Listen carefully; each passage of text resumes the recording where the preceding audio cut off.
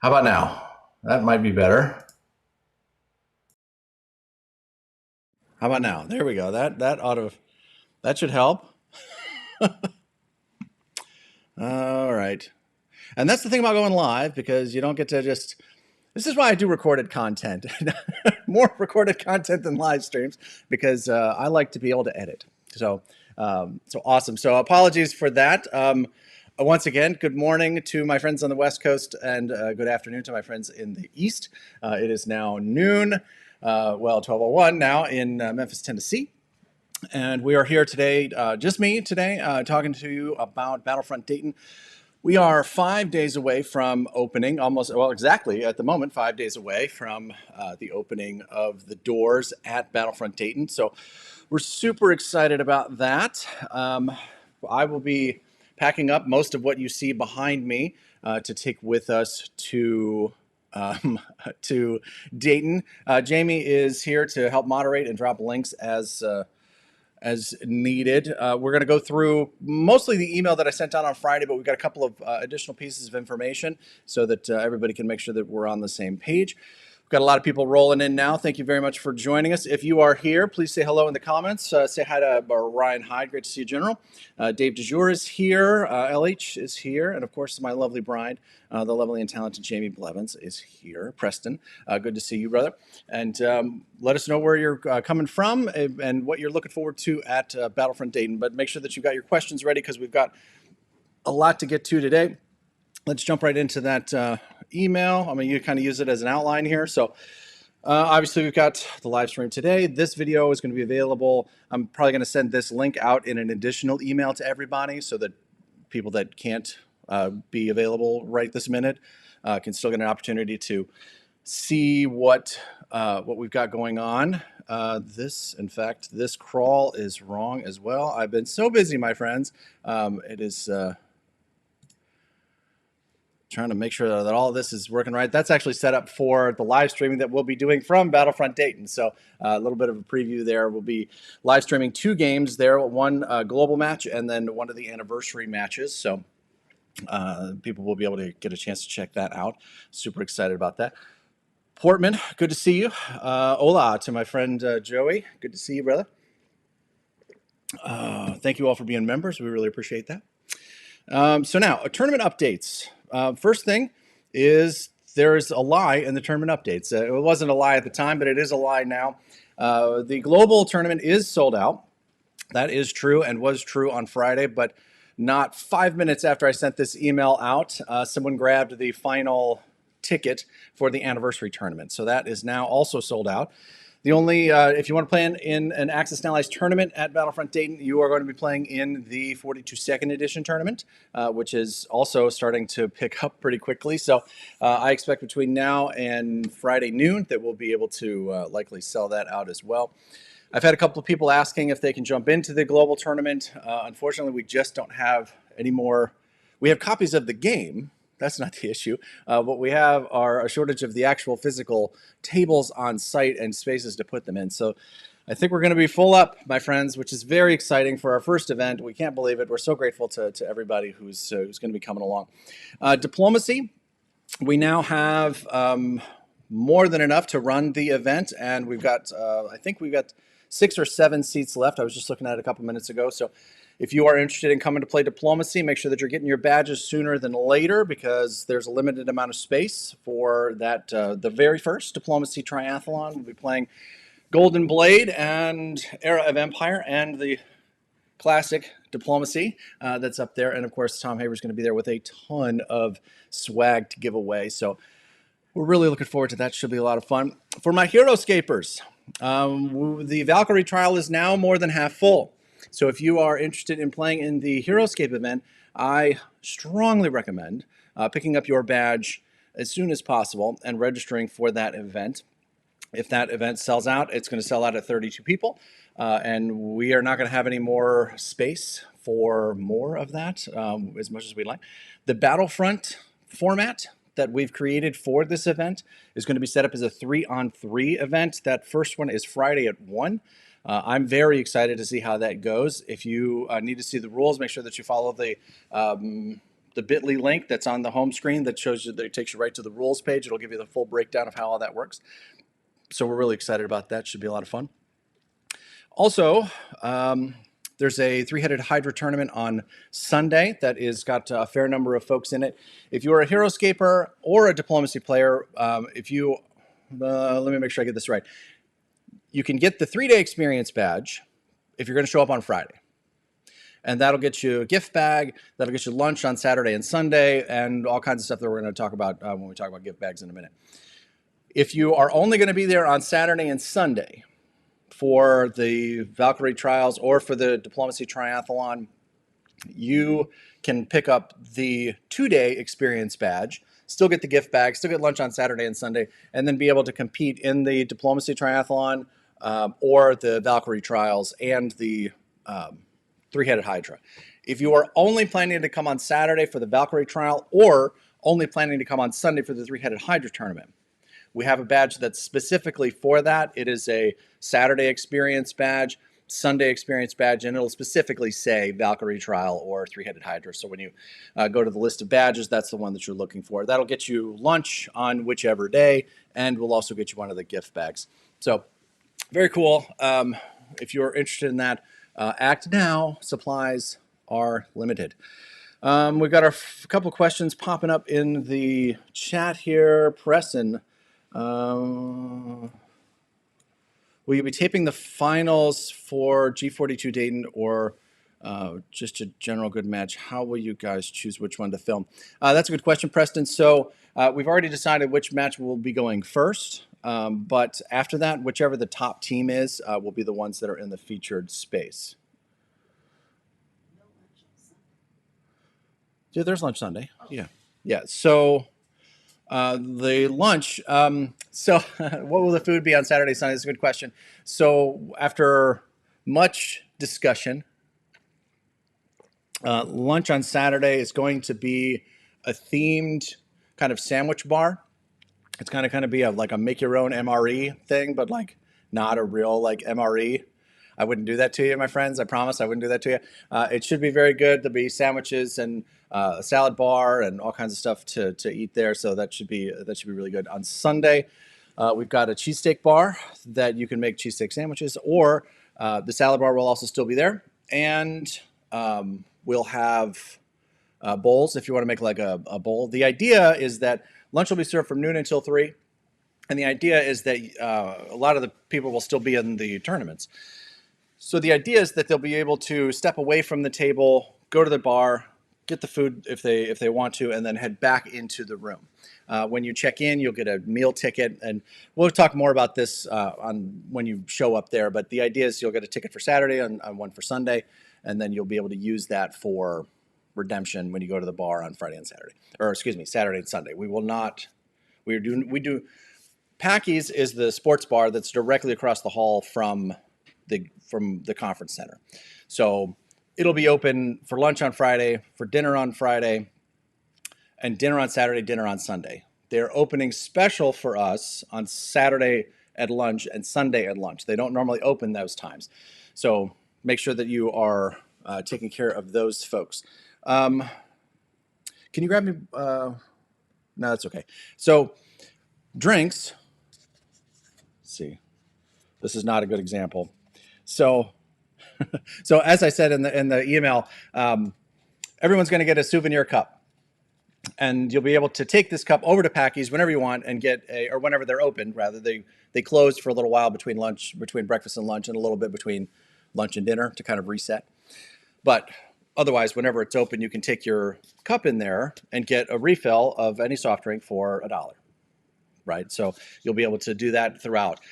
This one is very faded because I wanted to see whether or not these were dishwasher safe, and as it turns out, they are not. But they're still pretty nice cups. They'll do the job for us. And my thinking is that they're kind of the right size to be a quality like dice shaker when you're done, so you can kind of keep it with your games and kind of use it as a dice shaker. I don't know. Anyway, so those will be available. They'll be in your gift bags. So very cool. We will. There will not be Skyline chili anywhere in the vicinity. In fact, it's banned on the premises, just so everybody's aware. Not really, but But that does bring up a good point, Brian. No outside food or drinks are allowed in the conference center. So you can't bring outside food or drinks to the table. But you can take whatever you want. If you're staying at the hotel, you can take whatever you want into the hotel. That's not a problem. But you can't bring anything into the room. This is why there'll be a water station there that's there all the time, why we have drink cups that everybody can go and get refills whenever they want. And then we'll be providing lunch. Dinner's on your own. You can go to Packy's and have dinner, which I'm sure they'd love for you to do, or there's a bunch of really great restaurants in the area. I think I sent out an email that had a couple of them that we'd like to feature. My favorite is Giordano's, which is a Chicago-style pizza place that is absolutely fantastic.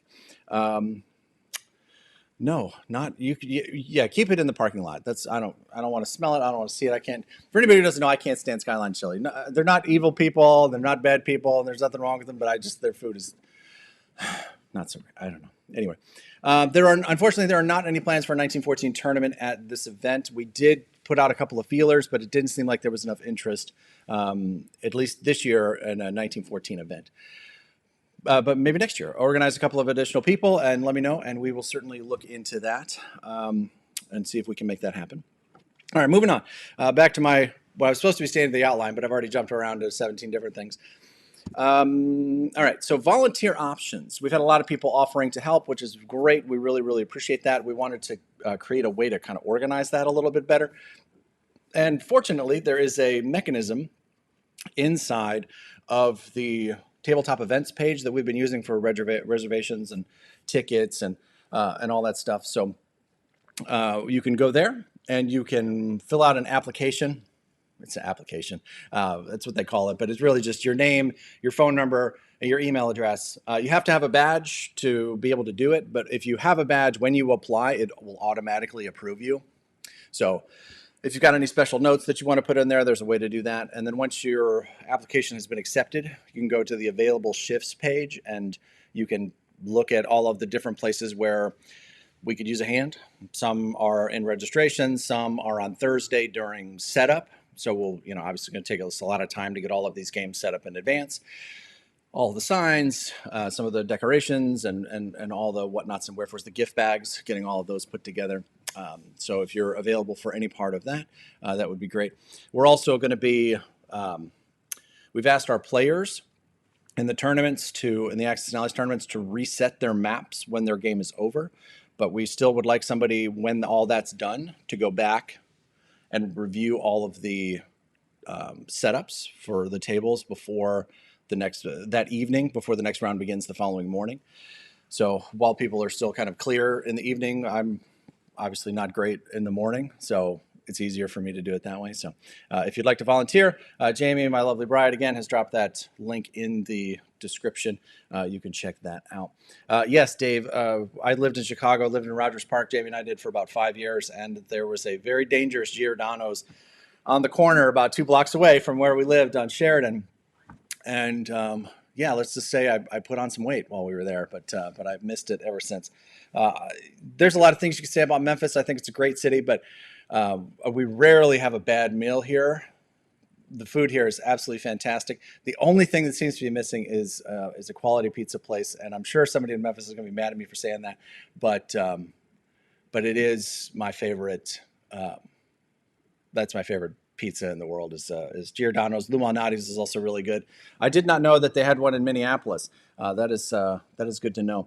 I didn't know you were in Minneapolis. Make sure that you're connecting with Brian and Robin and the rest of the BGN generals that are up there. So, all right, moving on. If you're volunteering, fantastic. We appreciate it. And as a thank you for each one of those shifts that anybody works, we'll provide additional raffle tickets for the massive drawing that is the perfect segue to our next segment. So we've got a little bit of an embarrassment of riches here on our raffle table. We got the 10 badges for Gen Con. Let's talk about those real quick. I want to make sure that each tournament has at least one badge given away in each tournament. So what we'll do is, everybody that's in the 42 second edition tournament will draw specifically for them. And then we'll do the same and give one badge away to somebody that's in the 42 Global 42 tournament. And then we'll do the same thing for Anniversary, same thing for 42 Second Edition, same thing for Valkyrie Trials, and then, of course, for the Diplomacy Triathlon. So that'll be 5 of the badges. And then the other 5 will be given away as like the same way the rest of the prizes will be given away. So that's kind of the only caveat in terms of variation from the raffle policy. I hope that makes sense. We just want to, like, it would be weird if like none of the Heroescape people got any of the badges and all of them landed in the 42 Second Edition tournament, right? Like that's awkward, right? So we want to make sure that we kind of spread the wealth around a little bit and make sure that everybody gets an opportunity to go visit Indianapolis. It's kind of like being on another planet. I'm not gonna lie, it's a lot of fun though. All right, so other prizes.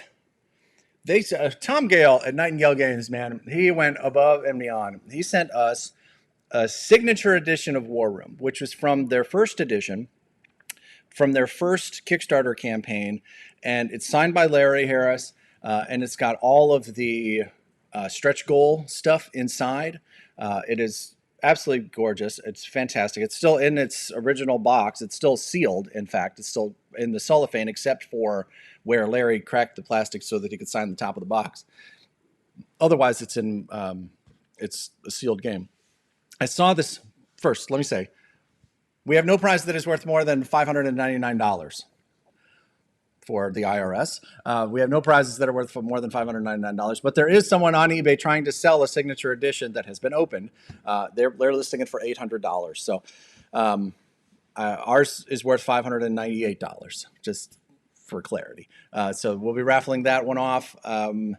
Tom Haver of Diplomacy fame is offering up a pack-out copy of Stalingrad, but that means it's like one of the test boxes that gets sent from the factory to Renegade for approval. He's sending one of those. He's bringing one of those to Dayton. We're going to have Larry sign it. We're going to have Matt Hyra sign it, and because they were both designers on that game.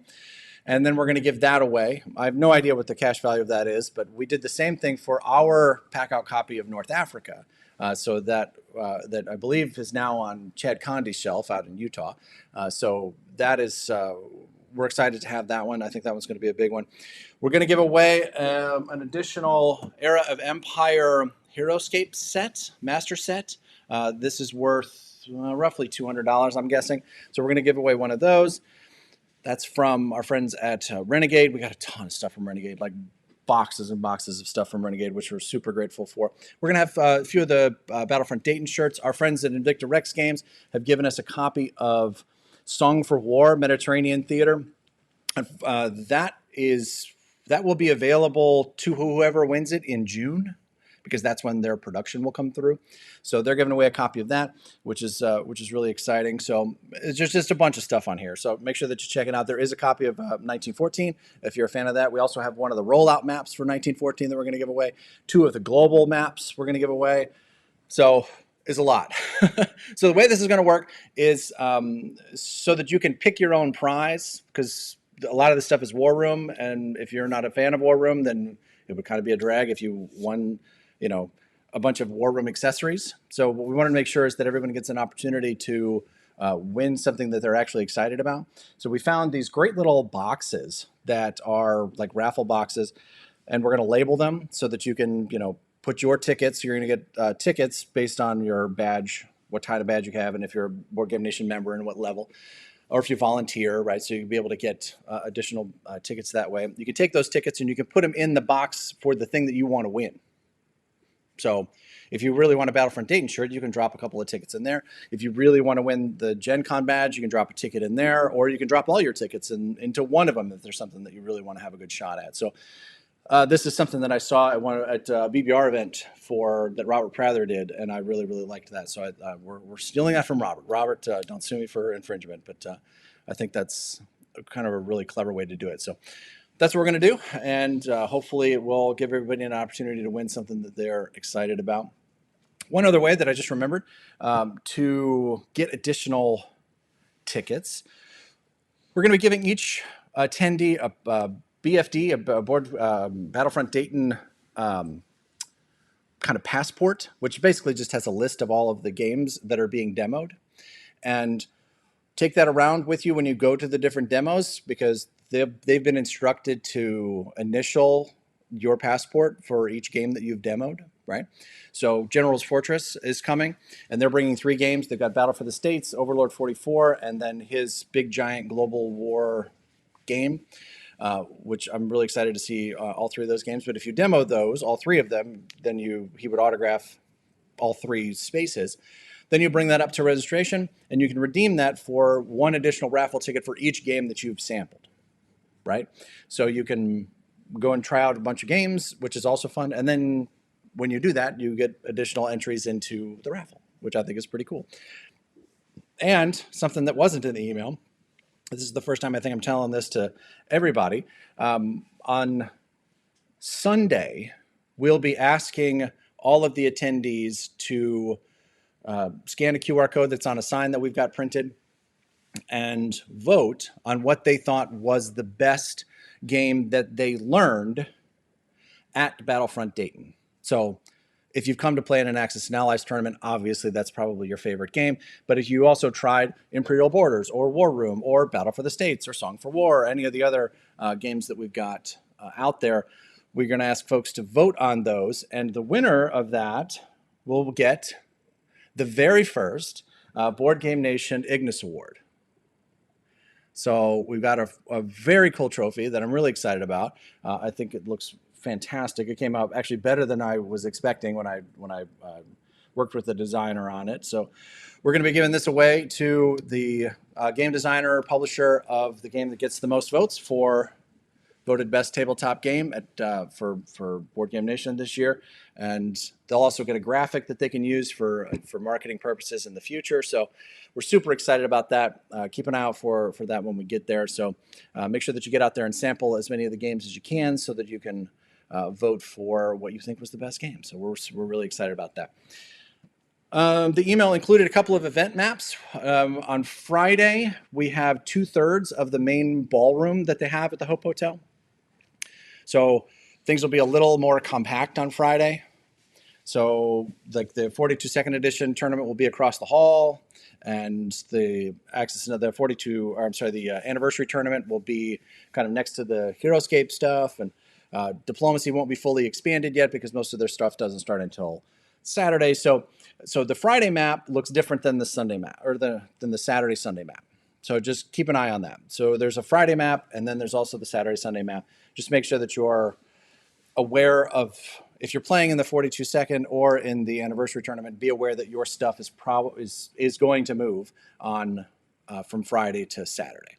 So there'll be a big wall that opens up. If you happen to still be in the room at 10 o'clock on Friday night, that wall will open up, and then we'll start setting that other kind of third of the room with. That's where the anniversary tournament will be. That's where the 42nd edition will be. Some of the diplomacy stuff will be over there. So just kind of keep an eye out on that. Pretty good. Our opening day schedule, registration is going to open at 10:30 in the morning on Friday. We'll be there. Make sure that you get breakfast at Packy's. Remember, your hotel stay includes the breakfast buffet. If you booked a room in our block, you'll get a chit for breakfast at the buffet. And I've eaten there. It's actually pretty reasonable. It's not a 4-star buffet, but it's a pretty reasonable buffet. I thought it was good. I enjoyed it. And then when you check in, you'll get your badge, you'll get your gift bag, and then we'll also be checking in all the Axis and Allies tournaments at that same time. So you'll get your badge, and then you'll either check in right then with Jamie or me, or we'll have another station. We're still working out exactly what that's going to look like, but we'll get all that sorted out hopefully before 12 o'clock, which is when the doors open, and people will be able to go in. They should have their table assignments by that point. If you're an Axis and Allies player, we should have your table assignments ready for you by noon, so you'll have a chance to go out there and find your table, drop your stuff off, and then we want everybody back in the lobby at 12:15 so that we can do a briefing for all of the tournaments before we send everybody off to their various spaces. So that'll be kind of last minute stuff in terms of clock procedures and all that kind of stuff. We will be using the chess clocks. If you've played at Gen Con, you played at Spring Gathering this year, we'll have the chess clocks in play. But we'll also have, the table clock. John Bosch is going to be, if you've met John, you'll know him. But he's the guy who dresses up as McCarthy or MacArthur, rather. MacArthur. Yes, not McCarthy, MacArthur at Gen Con from time to time. So he's going to kind of be our assistant.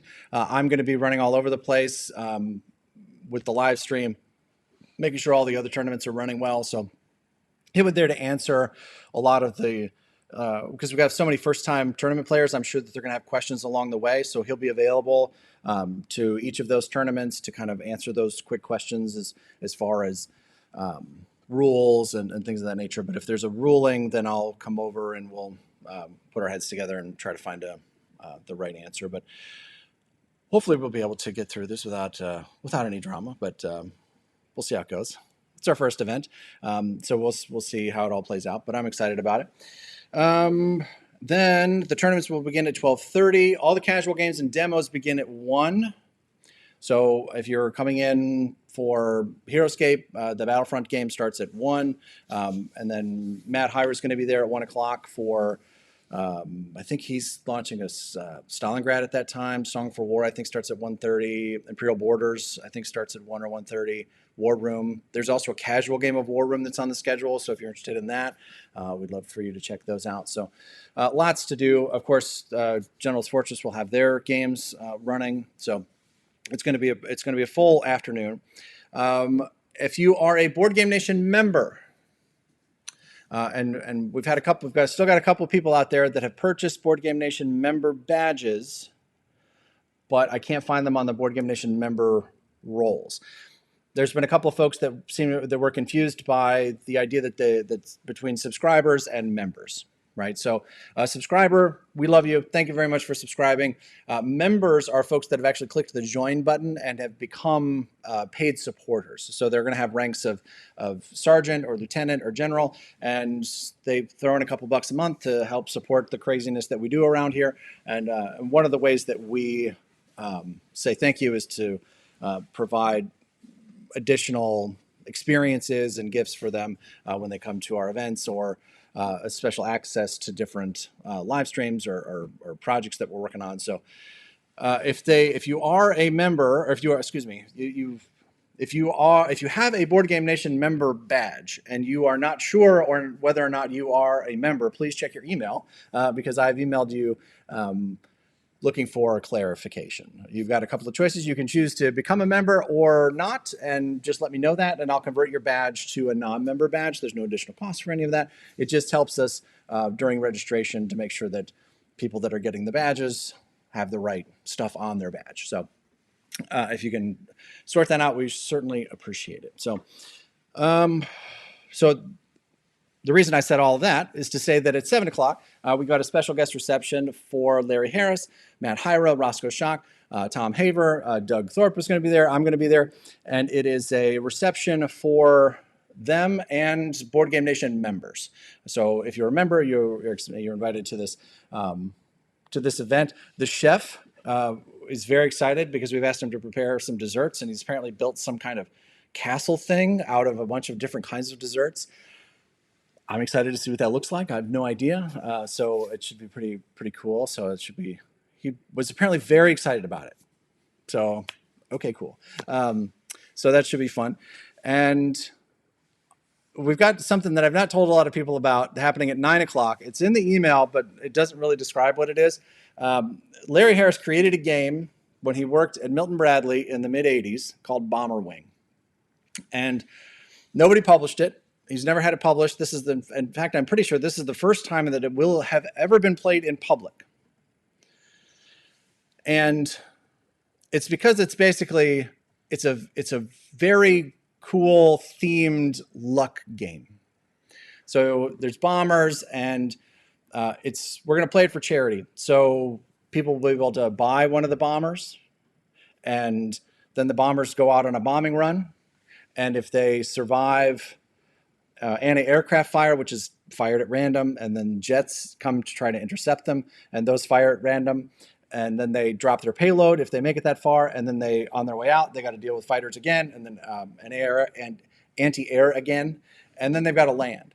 So if they land, then they have a chance to win depending on how many points they got. So there's not a lot of decisions in this game, and even the decisions that are made are all luck based. So it's basically we're gonna set it up on Friday night at 9 o'clock, and we're gonna play it, and we're gonna kind of carnival barker it up a little bit. And if you've ever wondered what it looked like for Gary to be in the casino business, what I looked like when I was doing that, this will feel a little bit like that, I think. So we're gonna have some bets, and it's gonna be fun, and we're gonna give some charity. We're gonna give some money to charity, and it should be a pretty good time. So that's Friday at 9 o'clock. Make sure that you stick around for that. Real quick, what should we bring and not bring? Like I said before, no outside food or drink is allowed in the conference center. No firearms are allowed in the hotel. It is federal property, so the hotel has made it very clear that that no weapons of any kind are in theory allowed. Not in theory, they're not allowed. Let me take away that quick caveat there. So no firearms. So leave those at home. Excuse me. Costumes are welcome, but like I said in the email, let's use a little common sense here. We are going to be on a military base. So if you want to come dressed as your favorite general or whatever, make sure that you're using some common sense. Access Knowledge players, I've had a lot of folks asking if they should bring copies of their game. The answer to that question is no. Renegade has been very generous and has sent us nearly every game that we needed to run this entire event. I'm literally looking at 12 boxes of games. So we got copies of Stalingrad, North Africa, Anniversary. We got lots of copies of Global, more copies of 42 Second than I could shake a stick at. So we got more than enough games for not only the tournament, but also for casual play. So there's no need, of course, if you want to bring it with you to have because it makes you feel good, whatever, but you won't need it in the room. We also have copies of Battle for the Deep and G.I. Joe. So if there's cause for a short game that people just want to throw out a game, I also have a copy of Guadalcanal that I'll be bringing with me. So excuse me, should be lots of that. You can bring your regular D6s with you or the Renegade A&A hit dice. And of course, like it happens at Gen Con, any dice that are used at the table need to be able to be used by all of the players at the table. So there shouldn't be any questions about, yes, emotional support games are welcome, as Jamie has pointed out. But shouldn't be any issue with bringing additional dice to the table. HeroScape players, you will need official figures and cards for the Valkyrie trial. But, and this is something that the email left out, you can do kind of whatever you want for Sunday. So the Saturday event is a contemporary event, right? So it's current Renegade printed stuff because it's an event that's sponsored by them. The Three-Headed Hydra tournament is whatever it is that you want to bring with you. It should be pretty open. So legacy stuff should be welcome in that tournament. Okay, and diplomacy players, I checked with Tom Haver. No special notes for you. But leave your backstabbing knife, guns, things at home. I know some of you have those, but just watch your back when you're playing. We've already talked about Souvenir Cup. Make sure that you keep an eye on that. It occurred to me that everyone's going to have the same cup. So we bought colored straws so that you can pick a different color for your straw, and they'll have a cap. It'll have a lid that goes over it. And so you can write on that. We'll have markers you can write on it so you're not stealing everybody else's drink. All right. And as of right now, the federal government is still shut down, which is a drag. We're hoping very much to have that resolved relatively soon.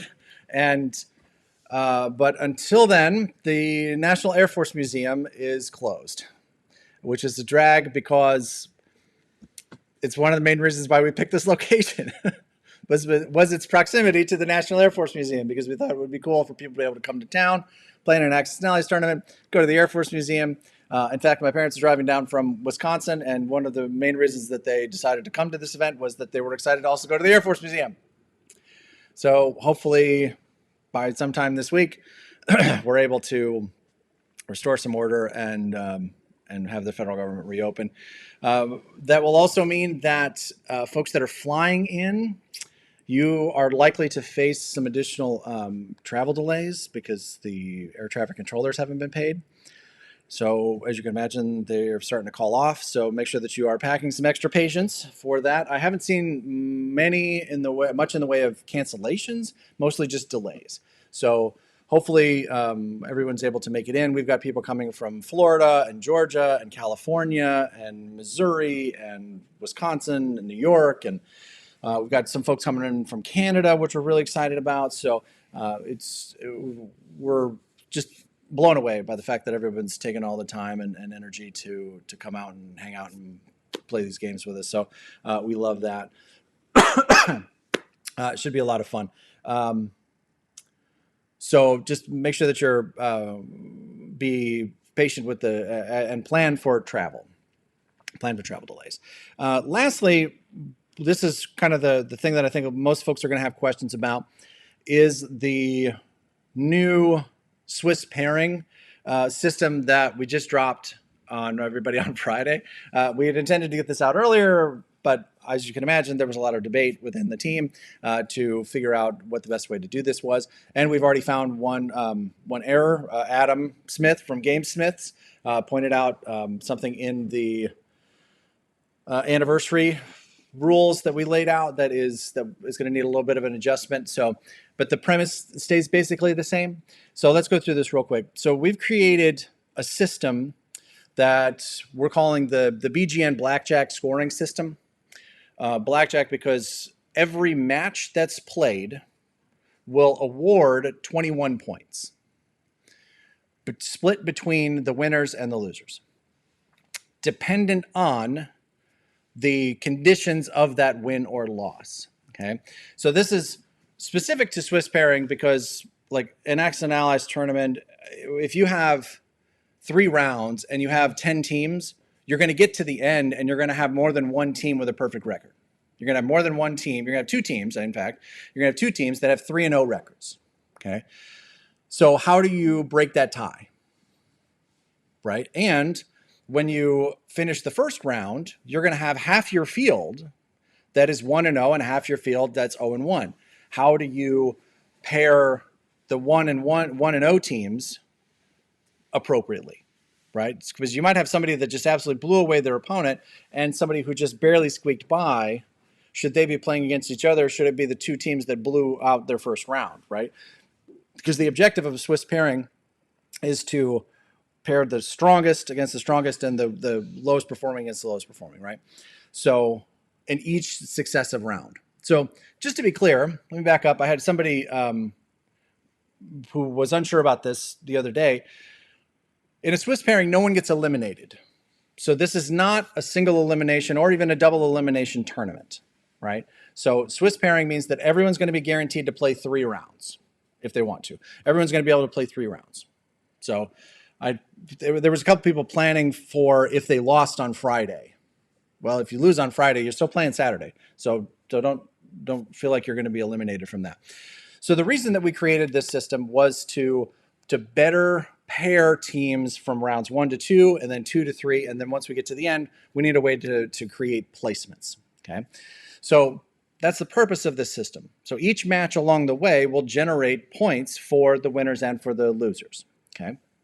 So if you are playing in one of the tournaments and you have a huge win, right, you can win 14 points. And the team that lost, that had that really bad loss, they're going to get 7 points. Okay. Next round, you squeak by, you're going to get 11 points. right? And the other team's going to get 10, again, totaling 21. Okay, so this is going to give us enough of a variation of scores that when we get to the end of the third round, the odds that they will have both the same win-loss record and the same number of points is pretty low. It's not zero, but it's pretty low. Okay, so let's let me open up the. Jamie just dropped the link in the description for the overview of the scoring system. So the key first is to understand the premise of the scoring system, right? Everyone's going to get 21 points based on the quality of, or everyone's going to get their share of 21 points based on the quality of that win or the loss, okay? And so we'll talk more about how we're going to use that system in the future, but for now, let's just stay focused on our tournament here. So the key thing is, how do we define a total win, a major win, a minor win, a tiebreak win, a tiebreak loss, a minor loss, a major loss, and a total loss? Okay, because that's the spectrum that any game is going to have, right? So when we look at that, how did we define those terms for Battlefront Dayton? Okay, so for our event, what we said is that in the 42nd edition tournament, this is a perfect example. So a total win would be to win by the out-of-the-box rules, which is to have 3 victory cities, more than your opponent when the time expires, or at the end of any particular round. If you have an outright win, okay, or your opponent resigns with 90 minutes left on the clock, it's a 5-hour game. Okay, if they've got more than 90 minutes left and they resign, then that would be a total win for the people who won, and they'll get 14 points. And on the opposite end, that would be a total loss, so that team would get 7 points. If you had a major win, which is to win by 2 victory cities, okay, there's 13 total available victory cities in 42nd edition, okay? So if you win by 2 victory cities, that would be a major win. That would get you 13 points. The losers would get 8 points for that, okay? If you have a minor win, that's just to win by 1 victory city, okay, you get 12 points. And then the minor loss, that team would win 9 points. Okay? Now, because there are exactly 13 victory cities in 1942 second edition, that means that there's no tiebreaker, okay, because the game's going to be decided based on victory cities. So in this instance, there is no tiebreak win or loss, okay? So there's no way to win 10 or 11 points in 42 second edition, okay? So it should be pretty close here. Now, in the event that we get to the end of the third round and we've got 2, now this won't happen in the 42 second edition tournament because there aren't enough teams to make this happen, but in the event that we get to the end and there are 2 teams with the same record and the same points, which is again pretty unlikely, but if that's the case, then the only thing that we have left is the time. Okay, so at the end of each round, we'll be collecting how much time was used by each team, and whichever team used the least amount of time cumulatively over the course of their 3 games, that's the only thing we have left to be a tiebreaker. Okay, so that's how 42 second edition is going to work. I hope that makes sense. Feel free to drop your questions in there. I know that this is kind of this is a new concept for everybody, so I'm sure that there's going to be questions, and I'm happy to answer them for you. Anniversary, and this is where we found the error a little while ago. Thank you, Adam, for pointing that out. This game has 18 victory cities available in it, so it's impossible to win by 1. So you'd win by 2. So we're going to change that right now so that if you win by 2, that's a minor win. If you win by 4 victory cities, that's a major win. If you win by 5 or more victory cities, or the team resigns with 90 minutes left, it's a 6-hour game. It's a 6-hour game. So if they resign with 90 minutes left or more, then that's a total win. So to lose by 2, to lose by 4, minor win, or minor loss, major loss, or to lose by 5 or more, victory cities would be a total loss, and that would get you 7 points. Okay, so once again, if we get to the end of this and we have two teams that have the same win percentage and the same amount of points, the team that's used the least amount of time is your winner. Okay, now this one is a little. It's one thing that I want to make really clear here is that it is possible, absolutely possible, for a team to have a perfect record. They'll be 3-0, okay, and another team is 2-1, right? So they've got a worse win-loss record, but it is possible for them to have more points. Okay, the win-loss record is the first determination, is the primary metric. Okay, so if two teams are 3-0, now we look at the points. Okay, if we've got a team that's 3-0 and a team that's 2-1, the points that they have don't matter. Okay, so in the anniversary tournament, I know based on the number of teams that we've got right now that we're going to have two teams at the end that have a 3-0 record.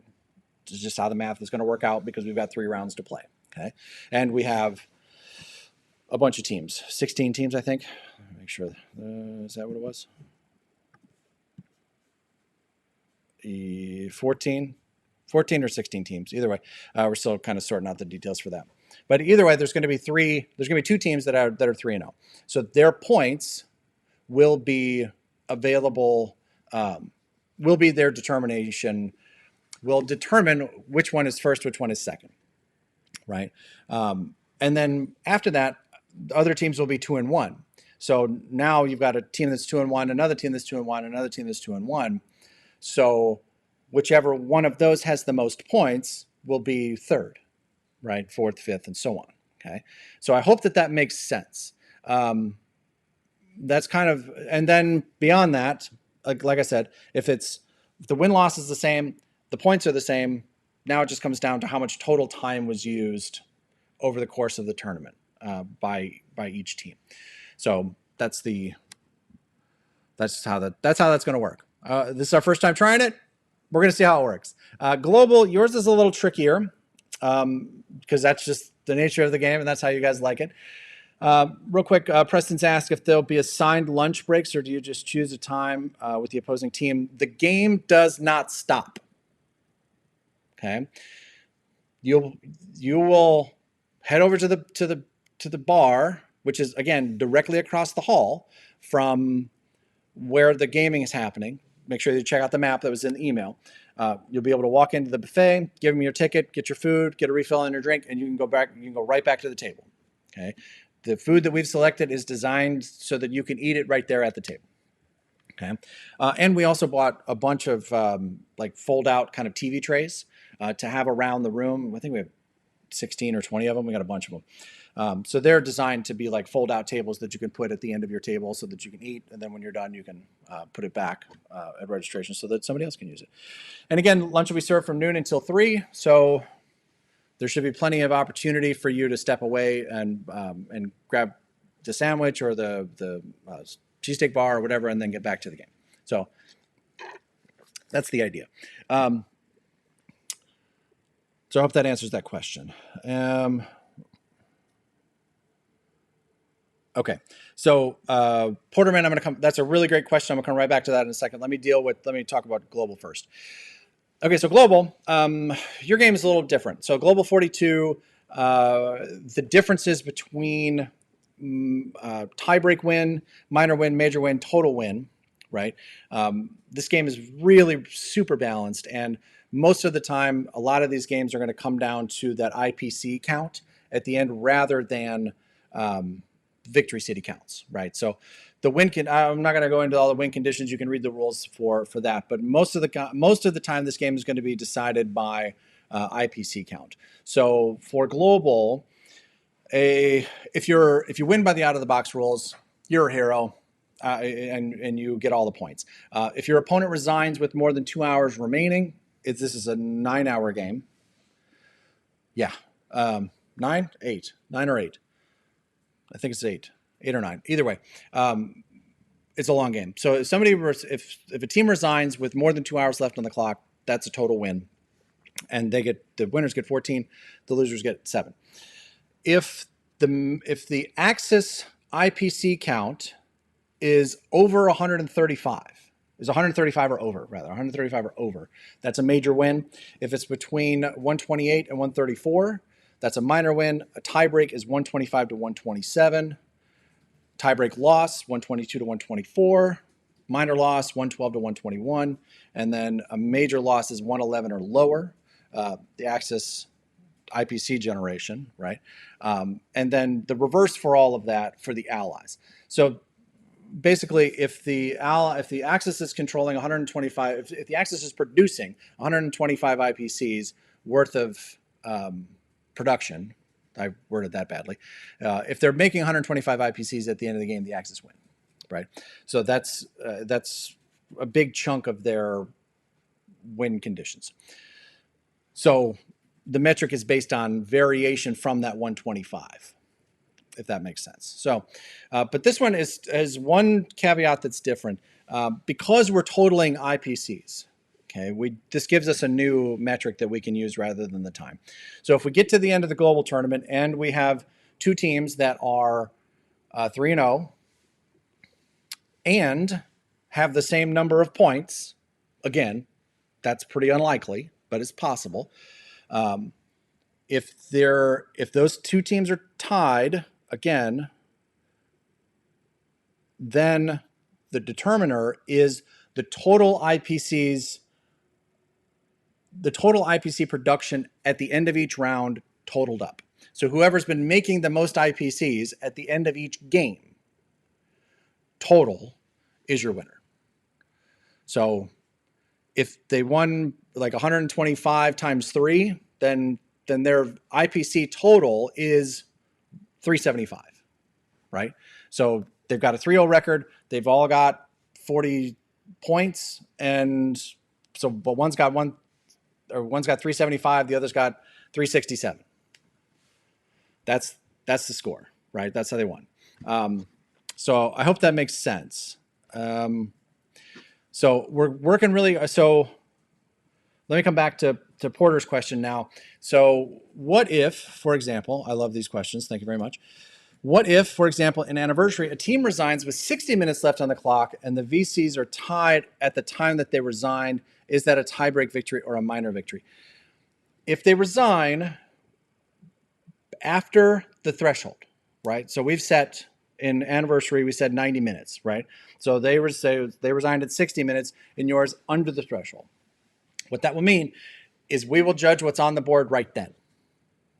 Okay. So if when they resign, they're holding 2 extra victory cities, then that is a minor win based on our chart. Okay. If they're holding 4 victory cities when they resign, when you resign, that's a major win. Okay. Does that make sense? I hope that answers your question. Let me know if that answers your questions. If you've got more questions about that, feel free to chime in, because I know that this can be tricky. The thing that's the trickiest, and it's something that we're trying very, very hard to avoid, is what happens if there's a bye. Okay, so right now we're very, very close to being able to have evenly paired brackets, right? So meaning even number of teams, so no one will get a bye. That's what we're hoping for. Yes. So David, thank you for saying everything that I've said in the last 15 minutes in like 12 words. You're a good man. Thanks, Dave. Appreciate that. So now I've lost the Davey threw me off. I lost my train of thought. Yes. So anyway, so that is the crux of the scoring system. I hope that makes sense. We will be at the end of each round. There'll be a little slip that everyone will fill out. Just one person, please. Just one person with the names of both your teammates and your team name, the table number that you were at, and then we need to know who won, what the bid, and this will be on the form, what the bid was at the start, who played the Axis, who played the Allies. So we're also still doing the time study. So we're just going to do all this at the same time at the registration desk rather than having everybody fill out the form separately like we did at Gen Con or at the Spring Gathering. We'll do all this at the desk. So the little slip will have names of the players, what side they played, what the bid was, where that bid went. An artillery in Burma, for example, in Anniversary. But then it'll also have which side won and what their VC count was at the end of the game, and then how much time was used by each side. On the global slips, we'll also include the total IPC production for each team at the end of the game. So I hope that makes sense. And then once that's filled out, you can either John will come by or I'll come by to pick up those slips. And then, or you can drop it at the desk that you'll see it. There'll be a sign that we'll be able to start entering those. As far as when you'll get pairings for the next day, what'll happen is once we get all the slips in, we'll enter it all into this incredible spreadsheet that Jamie has built. It's a thing of beauty, my friends. And then that will spit out the pairings for the next day. We'll turn that into a PDF and then email it to everyone. Once it's final, we'll email it to everyone so that you'll be able to see the night before who you'll be playing the next day and where. But again, remember, if you're from Friday to Saturday, the table won't be in the same place that it was before. So make sure that you come in and that you're ready to play at your a few minutes before your scheduled time so that you can find the right table and make sure that you're checked in and all of that. So I hope that makes sense. What if there's a buy? Thank you. That was the thing. Thank you, Dave. You took me off track and then you put me right back on track. Dave, you should get into show business. You're pretty good at this. Okay, so what happens if there's a buy? Like I said before, we're working very hard to make sure that this doesn't happen because people are coming, like I said, from California and Florida. They didn't come all this way to sit on the sidelines. So we're very close to having all of our brackets even. But in the event that we do end up with a buy, somebody doesn't show up, a flight gets delayed. I mean, these things can happen. There's no doubt about that. In the event that there is a buy given, what will happen is that they will be able to play again on Friday and Saturday, or Saturday, Sunday, right? And they will be awarded points for the buy equal to the average of their other two games. Okay. So, for example, I get a buy on Friday. Excuse me, I got a bug in my throat. I get a buy on Friday. Saturday, I have a minor win and I get my 12 points. And then Sunday, I lose with 10 points. Okay. So the average score of those is 11 points. That's how many points I get for the game on Friday. Okay. So now the situation that we're very much hoping to avoid, which is I get the buy on Friday, and then Saturday I have a huge win. I get my 14 points. And on Sunday I get 12 points, just to make the math easy. I get 12 points. Points are rounded down, by the way. In the event of a breakage, they're rounded down. So I get 14 on Saturday, and Sunday I get 12. Friday I get 13. I'm 2-0, and I've got 39 points. Okay. Someone's 3-0 with 38 points. Who wins? It's win percentage is what comes first. Okay. So I've got a 100% win record and I've got the most points. I win. Again, we're very much trying to avoid the buys because we don't want that to happen. We want people to win because they won, not because they got a buy. And then who gets the buy, right? But it also means that the performance that you have on your other two games is all the more important, right?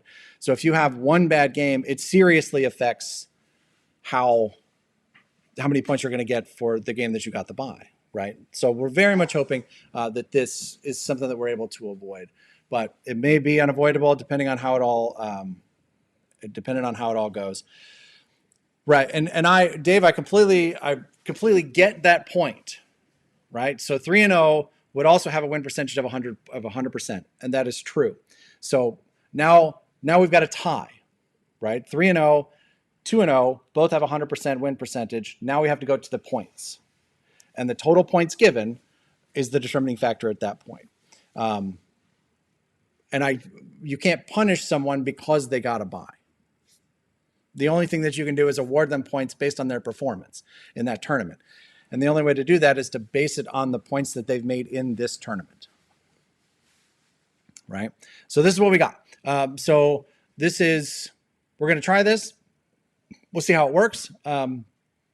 Certainly open to feedback, certainly open to questions and comments, and love it, hate it. It's just we had to make some kind of decision as to how we were going to do this, because as far as I can tell, outside of like the BBR and the Young Grasshopper events, I don't even know the Young Grasshopper does this. I know BBR has a Swiss pairing format that they award points for, but I don't know how it works per se. But I do know that in like the more kind of out of the box tournament rules, like we've had at Gen Con, we've not really had a Swiss pairing option before. So this is the first time that this has been created. So how do we plan to use this in the future? We're going to keep track of all these points. And I think that's going to be kind of fun. So if Dave comes and he wins 38 points, we're going to keep track of Dave, his account, I guess. We're going to have better verbiage for this, but his play history with Board Game Nation and in BGN blackjack scored events. Okay, that should be a big clue. So what we're trying to do is we want to create this system so that other organizers can use it, right?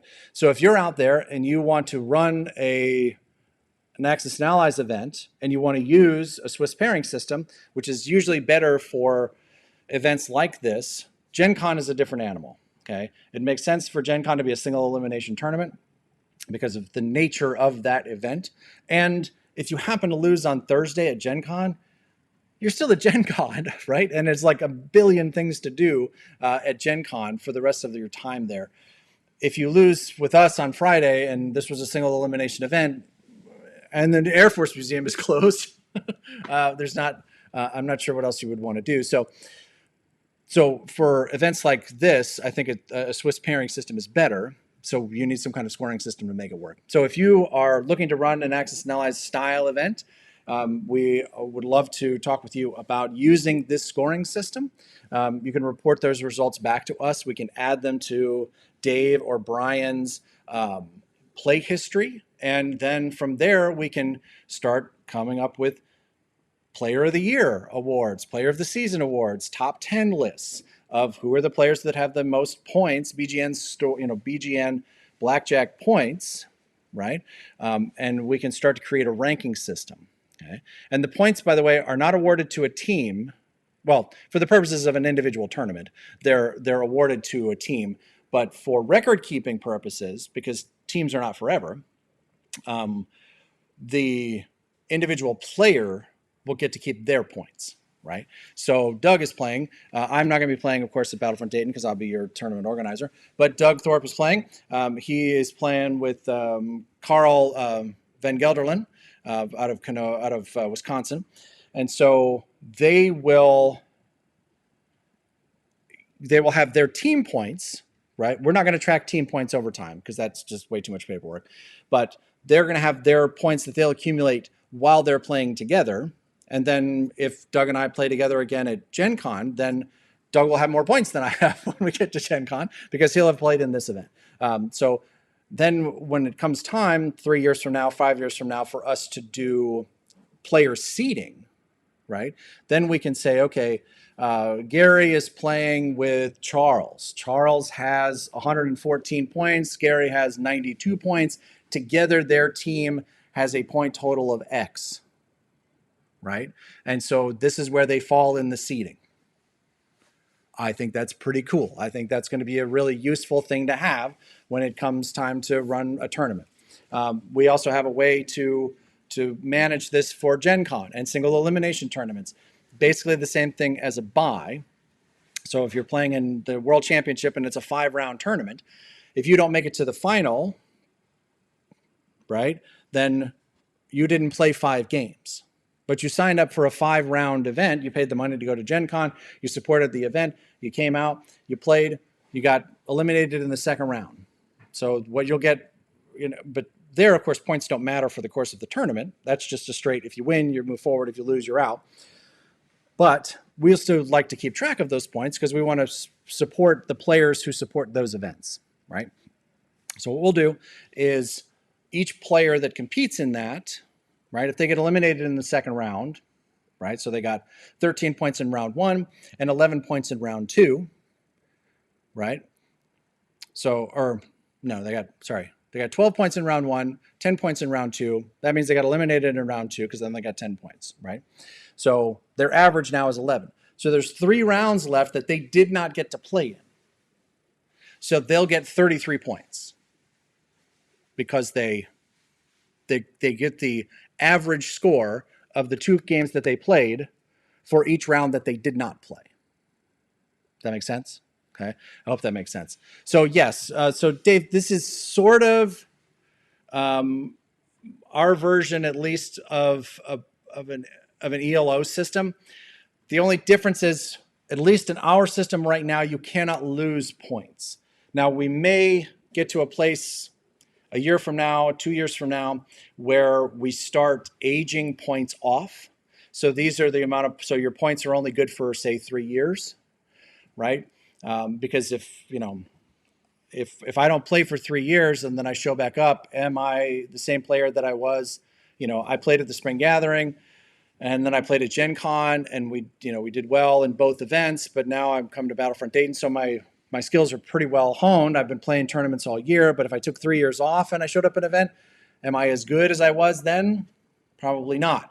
So we'll probably create a way, we don't have this sorted yet, but we'll probably have a way for those points to age off so that it does continue to reflect the actual current skill level of the player. We'll keep track of lifetime points just because that's also a pretty cool thing. Like, I've accumulated 1,000 points, and we'll have some award maybe for the first person to 1,000 points or something like that. We'll have ways to award long-term points, right? We'll create ranks and so forth. It's if you've ever played Bridge and are familiar with the ACBL method, this is it is not a copy of that. Don't sue me, but it's inspired by that. So if you've ever looked into master points, this is kind of inspired by that, but it is not that system. Okay, but it has some similarities in terms of the points that we'll accumulate over time with play. But I hope that makes sense, and I think it's going to be a system that works well for our events, but also creates the opportunity for us to help other organizations and help other organizations run events of their own, right? We want to inspire and support other organizers. So if, and this will work for really any game that isn't a binary win-loss. So if if a Young Grasshopper event wanted to use this, fine. They get to determine their definitions, just like I gave you our definitions for tiebreak, minor, major, and total win and losses, right? I just made all of those definitions for Battlefront Dayton because I'm the tournament organizer for this event. But those don't have to be the terms that Robert Phelps might use for Duel and Date next year, right? So his event, well, I'm talking about this, but if he decided that he wanted to use this scoring at his event, then he gets to determine the best way to use this system to award points to the players at his event, if that makes sense. The same thing could be converted over for BBR. They can decide how they want to use the system. If somebody wants to run 1914 tournament, fantastic. I'm excited about it. Cool. Then there's a way for us to do that. If somebody wants to use this for Iron Hearts or Flames of War, fantastic. Let us know. Let's talk about it, and we'll be able to team up and create a whole new segment, right, of folks that we can, because we'll make noise about it, right? So we'll use we'll tell our subscribers, we'll tell our members, we'll tell people that are interested in these kinds of games, hey man, there's a BGN scoring event that's happening in St. Louis or in Dayton or in California or in Brussels, whatever. Let us know, and we'd love to work with you and figure that out. Yeah, Dave, send me an email about that. I'd love to hear more about that. So awesome. So any other questions about the tournament in general? I've been talking for a long time now. This is the first time I've tried to do a live stream like this by myself. And now I remember why I bring in guests, because it's hard to talk for an hour and 10 minutes straight. Any additional questions out there that I didn't answer, please let us know. We've got lots of really exciting things happening. Somebody on here, Protostar X, has just learned about Battlefront Dayton and has had a bunch of questions about that, so that's fantastic.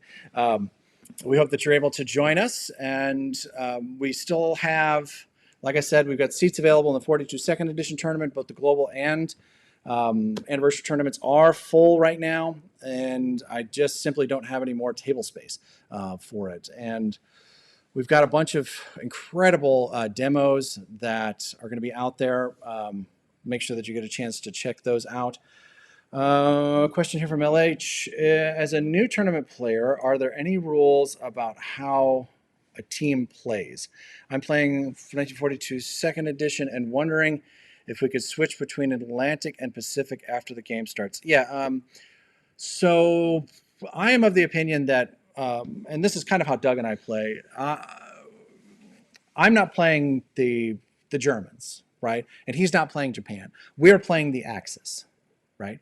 And so I have a tendency to keep more of an eye on the Europe board. If you've ever watched our games, I'm most usually on the Europe side, and he's usually on the Pacific side. But I'm constantly chiming in on his side, and he's constantly chiming in on my side, which is exactly why you have a partner. But that's not an assignment, that's a choice.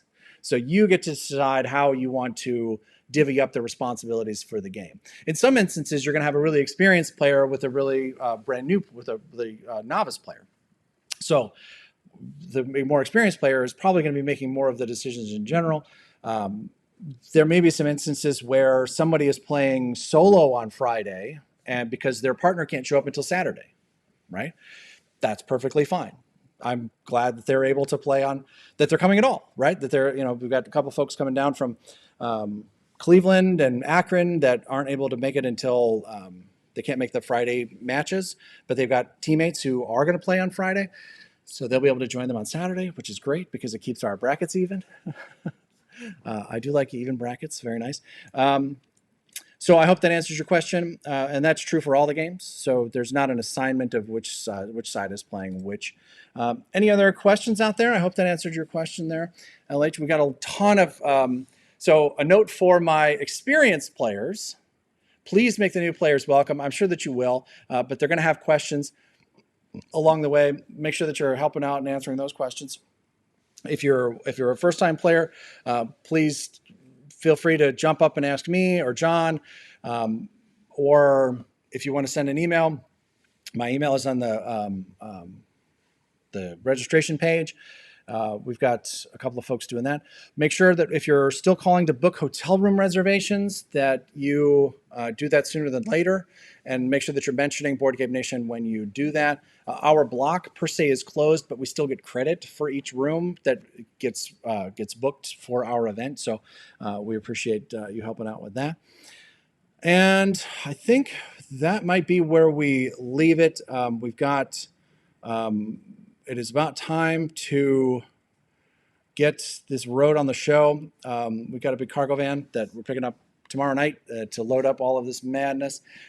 Most of what you see behind me is going to time to go in boxes. All these lights, cameras, the mounts, everything else.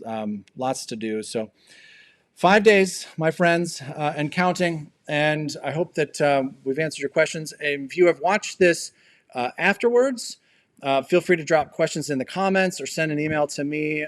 You can message me through the Facebook page, and I will do my best to answer them as quickly as I can. Do me a favor and hit the like button for us before you go, because it certainly helps just with the channel in general. And when we do live streams, the more likes we get, the more likely it is to share with other people. This live stream is probably going to come down as soon as the tournament is over, because we'll have the live stream from the tournament that'll be going on. Yeah, so that's going to be a real quick note about that. That's going to be a little crazy. We're going to be live streaming the anniversary game and the global game at the same time. So what'll happen is global will have 4 cameras, anniversary will have 3, and it'll rotate from angle to angle at random, not random, but in a sequence. I think we're going to let them sit on each angle for about 30 seconds, maybe 45 seconds, so people can kind of see what's going on. And then we go to the next angle, and then the next angle, and the next angle, and then we go to the other game, and then we come back. Periodically, I'll be cutting in to give commentary. We're going to have an interview with Larry Harris. We're going to have an interview with Matt Hyra. Some of the players, I'm sure, will jump in and be on camera. I got big news just the other day. My dear friend, if you have not seen his channel, make sure that you go check it out. He's on YouTube, Board Game Hackers. My dear friend, Pones Jones, Aaron Jones. If any of you have watched my original, way back in the day, 1942 second edition How to Play video, the bombastic guy that did the C units section is a very dear friend. He was very helpful to us early on as we were just figuring out how to do all of this. He lives in Canada. He's actually coming to Battlefront Dayton to join us for one day. He's only got time to hang out with us for a day, but make sure that you get a chance to say hello to him. He's got some really great videos, lots of Axis and Allies content, as well as lots of other strategic war games and so forth. And he's just also just a super nice guy. He's really intense on camera, but he's a really chill out, really good dude. So he's going to be there, and I'm sure we'll have him on the live stream as well. So there'll be a lot of that going on. Also, there's a couple questions about the signing sessions. So Saturday at 5, Saturday at 6, 5 or 6, 6 I think on Saturday. Yeah, 6 o'clock on Saturday and 5 o'clock on Sunday. That's what it was. We have Larry Harris and Matt Hyra and Rosco Schock and Tom Haver signing their games. Okay, so this is going to be a charity fundraiser as well. So they'll be there and with Sharpies in hand, ready to sign copies of games, rule books, maps, forearms, whatever. What we're asking for is a donation for a charity. The first thing that you want to have signed, we're asking for $20, and then everything after that is $10 per signature. We're doing this for two reasons. First is we want our guests to be able to walk around the room without having people constantly put things in front of them to sign, right? Otherwise, it feels like that's all they would get a chance to do, which is that's cool, but not great. And it also stops somebody like me from showing up with 30 games and saying, "Here, Larry, spend the rest of the day signing these," right? That's not cool. So hopefully, but if you want to come in and you want to have 10 things signed, that's cool. We PayPal, Venmo, cash. That's what we'll be accepting on site. So there is an ATM on site, by the way. Speaking of cash, we will have a couple of things for sale. First is I am finalizing brand new player aids for Axis and Allies. I had some at Gen Con, and they were very popular there. We've got new ones that I should be finishing up today that will be available. We'll have them at the tables for everybody to use, but then we'll also have them laminated and ready for sale. So if you want to walk out with some of our player aids, those will be available for sale. We'll have pricing on all of that as we get there. They'll be laminated and nice so that you can kind of use them, and they'll be double-sided. So one side will have the setup chart, the other side will have a battle board and an IPC tracker chart and things of that nature. So this should be pretty cool. I'm hoping that everybody really likes those. But then also you're going to be paying for the drinks, and they're not going to open up tabs for 100 people, right? So I suggest having some pocket cash so that you can pay the $1 to go get drinks when you go up and do that. And also the folks that they've got coming in to work the bar and the lunch buffet on Saturday and Sunday, they don't normally work on Saturday, Sunday. So I'm hoping that that everyone helps us make it worth their while and tips along the way. You don't have to tip every time you go get a drink, but make sure that you're taking care of them when you go get that drink. Yes, yeah, Ray, great question. Will the new commander cards be available as an option? Yeah, I'm glad you brought that up. Good call. So yes, the new Axis and Allies commander cards. Again, this is the pack out copy. In fact, I believe this is the only copy in the world right now. This was approved and then sent to us so that we can make the video that a lot of people watch. A lot of people watched, by the way. Very, very cool. Thank you for doing that. So here's how these are going to work. If you've signed up for a casual game, these will be presented to you as an option in that casual game. Okay. And if you are in the tournament and you happen to have a bad day on Friday and a bad day on Sunday, and then you're going into, or bad game on Friday, bad game on Saturday, you're going into Sunday 0-2, you know you're not taking home one of the trophies. So this is what we're going to do. We're going to use the commander cards in those 0-2 matches. Okay. And here's how these are going to work. I haven't written up the rules for this yet, but this is how this is going to work. And we're going to do this the same for the tournaments and for the casual game. So Doug and I talked about this in the video. I think this is the best way to do this, at least at this point. So we're going to walk up to each table. We're going to randomly select commanders, okay, for one for each power. Okay, so the Germans will get one, Japan will get one, and it'll be appropriate for whatever game is being played, right? So if China is a separate power, then Chiang Kai-shek will be available. So once all of the commanders are assigned, and we'll roll for it, probably is what we'll do, and basic or expert ability. And one note, by the way, if you watch that video, Doug and I misunderstood something that Matt Hyra actually chimed in later and told me we had it wrong. We said over and over again that the basic ability was more powerful than the expert ability on some of the commanders. And as it turns out, the way that we were looking at it wasn't good and better. It was simpler and more complex, right? Expert meant you should have a stronger comfort level with the base rules to be able to manage this twist, right? So anyway, so we'll figure out which commander everybody's using, right? So Horcrux for the basic ability of Horcrux for the UK, but Japan got Yamamoto, whatever. So once all of that's settled, okay, then bidding happens based on the new situation on the map, right? So they got Nimitz, who's a powerful American commander, but the Germans didn't get anybody that they're particularly excited about. So the Allies might be stronger than otherwise, right? So they're going to be bidding based on the commanders that are at the table, okay? And then once the bidding is settled, okay, then we're going to ask everybody to take a picture of the card that they are going to be using for that game, because then I have to take the cards back, right? So these can't be released into the wild. So we'll have them out. They'll make their decision. Everyone takes a picture of the commanders that they'll be using, and then I got to collect all the cards back up, okay? And then for the rest of the game, then those are the commanders that are in play, and that is... I'll be really interested to see how that works. It should be a lot of fun. I hope that answers your question. Yes, they will be available, and that is how we're going to use them in the game, Ray. All right, cool. Oh, any other questions? Did I miss anybody else? A lot of tip them. Yes, tip them well. They will be. I'm hoping. I don't know if they'll be overwhelmed. I mean, the trick is to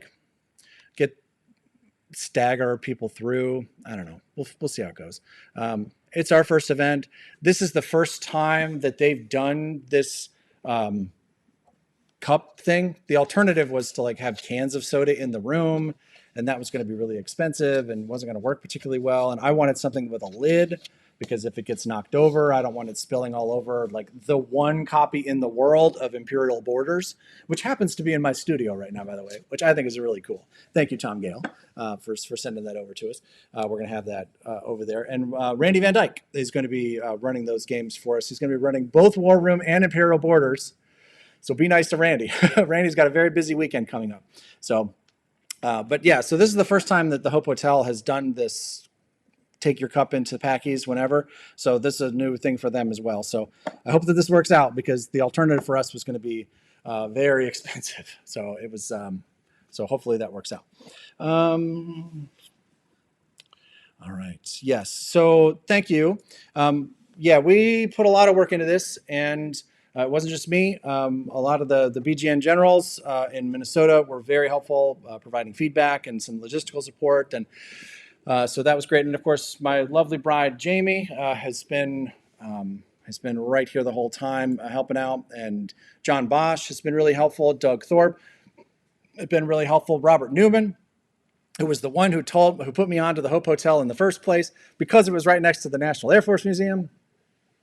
But hopefully we'll get a chance to try that out and get over there. All right, so I think we're going to leave it there before I lose my voice. And we're going to call it a day. I've got a ton of packing to do, lots of tech to break down, lots of games to put in boxes, and some more graphic design to do for those player aids and passports and forms. And so there's lots to do between now and then. But if you got any questions, feel free to shoot me an email, comment on this video when it's not live anymore, and it will send me a notification and should be able to reach me there. Also, make sure that you are heading over to our Discord server. There's some information over there. Jamie will drop the link for the Discord server into the chat now so that you can meet up with our folks in the Find a Player page. We've got almost 600 people in there now from all over the world looking for Axis and Allies players to pair up with, looking for tournaments. Make sure that you are talking with them. People have asked how many folks are we going to have. I think right now we're looking somewhere between 125 and 150. We're still waiting on some of the diplomacy folks to show up. Some of the HeroScape folks I think are going to be, hopefully are going to be booking sooner than later.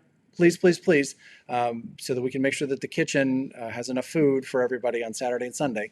So please let us know that you are coming because it's going to, I don't want us to be running out of food on Friday, or on Saturday and Sunday. So please let us know, get those badges purchased, and let us know that, and get registered for your event so that we know what our head counts are going to be. But awesome. Thank you to Jamie for moderating today. Thank you all for checking in.